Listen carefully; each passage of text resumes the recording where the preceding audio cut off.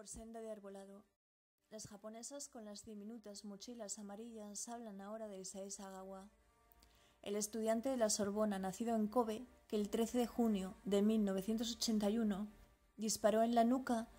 a la holandesa Renée Artebel en el número 10 de la Rue Erlanger en París, desnudándola a continuación y disponiéndose a llevar a la práctica lo que había venido deseando durante toda su vida, consumir la carne de una joven occidental y algo a lo que procede sirviéndose de un cuchillo, exceptuando que en los glúteos encontró lo que nunca esperó encontrar, lo que describió como algo parecido a una mazorca de maíz, la grasa humana,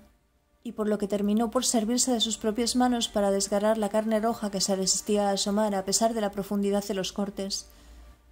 devorándola entonces cruda como un antropófago y consumando la necrofilia después. Pero si la policía dio con él,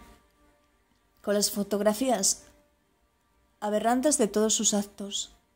y con el resto de la carne que aún conservaba en su refrigerador, fue porque aquella noche Sagawa llamó a un taxi para que le condujera con sus 2 maletas hasta Bois de Boulogne, quedándose dormido allí mismo, en un banco, debido al esfuerzo que supuso para él, un hombre demasiado frágil, cargar con los restos de su compañera de universidad, y que fue lo que motivó la curiosidad de aquel vagabundo, y lo cierto es que yo apenas recordaba esta historia que tras 34 meses de acaecidos los hechos y la atroz confesión, devolvió a Sagawa la libertad, y gracias a que su padre, que era un hombre muy rico, contrató a un abogado de reconocido prestigio, Philippe Delamer, que se puso en contacto con los ministerios de Salud y del Interior, y les hizo saber que le parecía injusto que el contribuyente francés pagara la hospitalización de Sagawa, recomendándoles que lo enviaran a Japón para que fuera ingresado en un psiquiátrico, y así fue como el gobierno se deshizo de un problema, con la única condición, al concederle la repatriación a Sagawa, de que éste nunca más regresara al país. Luego, a Sagawa en Tokio solo le estaban esperando los medios de comunicación, ninguna otra autoridad y su propio padre, que había pedido asilo para él en un hospital de las afueras, y con la ambulancia que se lo llevó, más que nada para protegerlo de los primeros. Hospital en el que Sagawa fue dado de alta definitivamente al cabo de 18 meses, y desde entonces, y al paso por Hokkaido, cuando son las 13:07, Sagawa ha escrito en la niebla, y algunos cuantos libros más, reviviendo de manera incansable su relato y con el mismo placer, porque Sagawa exhibe la tendencia, según Susumu Oda, el último psiquiatra forense que le examinó, de ir transmutando lentamente a la otra persona en un objeto, al distanciarse emocionalmente de ella. Sagawa, que en Japón se ha convertido en una pequeña celebridad y llegando inclusive a actuar en películas porno, y con la única diferencia de que los muslos, la parte del cuerpo humano que le resulta más sabrosa, por los que al envejecer comenzó a experimentarse atraído, eran los de las jóvenes orientales como estas, a las que yo sigo, pero que para uno como Sagawa nadie vigila. Y tras el arroyo Brandeso, las casas a lo lejos, y en lo alto de Preuntoño, donde a ellas les espera un microbús que ha improvisado un tentempié con algunos vinos de la zona y sobre un pequeño murete, al que van llegando todos los que pertenecen al grupo y a los que se reconoce por sus pequeñas mochilas amarillas.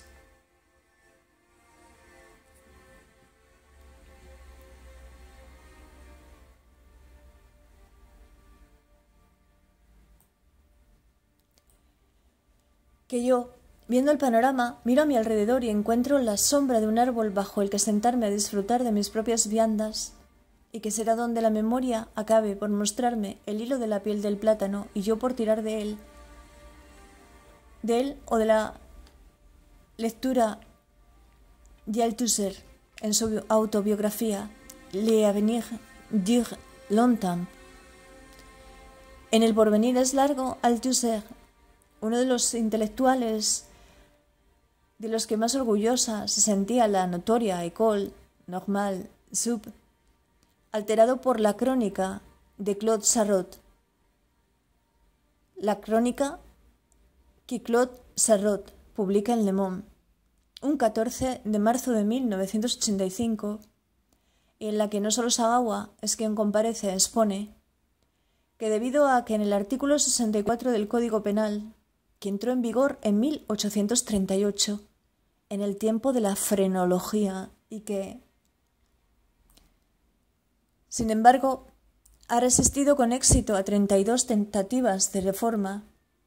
se opone al estado de no responsabilidad de un criminal que ha perpetrado su acto. El estado de responsabilidad, tanto él como Sagawa, habían terminado por ser exonerados. Y aunque a diferencia de Sagawa, Althusser será condenado al ostracismo, y lo será igualmente no solo entre su sociedad, sino también entre la generación de marxistas que antaño había elogiado sus interpretaciones del Capital, y obra que, en esta misma ocasión, reconoce no haber dominado lo bastante, a no ser en alguno de sus capítulos, y entonces, el domingo 16 de noviembre de 1980, cuando no recuerda haber comenzado aquel masaje y la cara de Hélène permanece inmóvil y serena, con sus ojos abiertos mirando al techo, y hasta que de pronto le sacude el terror, porque los ojos de Hélène estaban interminablemente fijos y sobre todo la punta de la lengua reposaba insólita y apacible entre sus dientes y labios. Pero tal vez lo más curioso de todo ello sea el sueño de Althusser, el que olvidó tener. Lo que se conoce, por supuesto, porque los intelectuales no ágrafos tienen por costumbre escribir muchas cosas que los tenidos por normales no escriben, pero que en la coyuntura de Althusser resulta clave, ya que él sufrió periódicas eclusiones psiquiátricas voluntarias desde ese momento, y por lo que desde entonces se hacía analizar, recopilando esos sueños como un maná para su analista, algo que se convirtió en necesario para él y también en adictivo, ya que todos sabemos que cuando se recurre al sistema del se obtienen las drogas pertinentes, las drogas que, como las instituciones, han sido instituidas y por lo que se normaliza su consumo, y que es de lo que hablan también los filósofos biopolíticos, o de algún modo. Y entonces, sí, el 10 de agosto de 1964, Althusser sueña que asesina a una mujer mayor a la que primero llama hermana, luego madre y finalmente compañera sexual. Y en su relato, el de este estrangulamiento, también relaciona esta emoción intensa con la de su primera masturbación y sobre todo la de su primer acto sexual a los 30 años y que sucedió justamente con Hélène, casi una década mayor que él. Me atravesó el deseo, hicimos el amor encima de la cama. Aquello era algo sobrecogedor y entusiasta, violento. Cuando ella se fue, se abrió un abismo de angustia en mí que no se cerró jamás. Y luego sí, Althusser se internó muchas veces a lo largo de su vida en clínicas psiquiátricas, y ambos se analizaron, él de continuo, mientras conoció a otras mujeres a las que convertía en sus amantes y que siempre sometía a la aprobación o desaprobación de Hélène hasta que se hizo mayor, realmente mayor. Y ella, siempre algo más vieja, y tal vez más sabia pero no más intelectual, terminó por verlo como un monstruo y por querer morir, porque no podía soportarlo más y no sabía vivir de ninguna otra manera. Y ese artículo 64 del Código Penal francés es lo que impide en ese momento que se haga otro tipo de justicia, y que no es el caso que se lee estos días en la prensa. El caso de un hombre que ha permanecido encarcelado durante años por una violación que no cometió, escandalizando ciertamente y aterrorizando el ninguneo o absoluta ausencia de consideración por lo sagrado de la vida humana que es su tiempo, que para la burocracia este tiempo real en el que somos merece y que la desmerece, o léase así. En el 2003, el hombre que fue encarcelado por esas agresiones sexuales, al menos en uno de los casos era inocente, y el que era culpable le arrebató la vida a una joven de 18 años porque en su lugar se había juzgado a otro, mientras éste estaba en libertad. Y aunque el hombre que fue encarcelado en su lugar, esto tardó en saberlo. Pero cuando lo supo le pidió a aquel abogado de oficio que una vez le defendiera que se convirtiese en su abogado. y que es el que decide interponer un recurso de revisión ante el Supremo cerca de 4 años después de la confirmación de la coincidencia del DNA en ambos casos, la joven muerta en el Reino Unido y la mujer agredida en España. Pero a partir de ahí todo lo que sucede es una cadena de errores, esa cadena en la que la importancia que tiene el tiempo en la vida humana no se está pensando, aunque el abogado no solo habla de errores, sino de un desinterés de los órganos judiciales por resolver el caso. Y así fueron los hechos. Cuando a finales del 2006 la Interpol se pone en contacto con la policía española para notificar la existencia de ese DNA, la policía se lo comunica al juzgado de instrucción número 2 del municipio en cuestión, que investigó el caso, para que solicite al Reino Unido una muestra ampliada del DNA del asesino, pero como ese juzgado no tiene competencias para tramitarla, le pasa la petición al juez decano, que se la pasa al juzgado de instrucción número 3 del municipio y que es el que solicita la documentación a la audiencia provincial, trámite de ida y vuelta en el que transcurren 6 meses y que, aunque termina por llevarse a efecto, la respuesta del Reino Unido nunca llega. Y de ese modo fue el modo en el que el caso quedó paralizado durante 3 años, que será el punto en el que el abogado presente ese recurso ante el Tribunal Supremo en el 2011,